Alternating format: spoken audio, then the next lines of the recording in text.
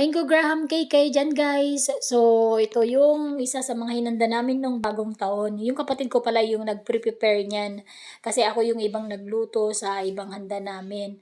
Ayan o, nung nakita ko siya, halos patapos na. So, basic lang naman gumawa ng Mango Graham cake. So, pagpatong-patungin lang or una yung graham biscuit. Tapos, alagyan mo ng cream at saka yung condensed, saka yung mango. So, ulit-ulitin lang yung ganong procedure. So, last layer na yung ginagawa niya guys, nabutan ko pa. So kaya ako inapa-video for content din ito. Sadyang napakasarap naman yung mango graham cake kapag ikay gumawa sa mga handaan. Kasi yan yung unang naubos sa mga hinanda namin.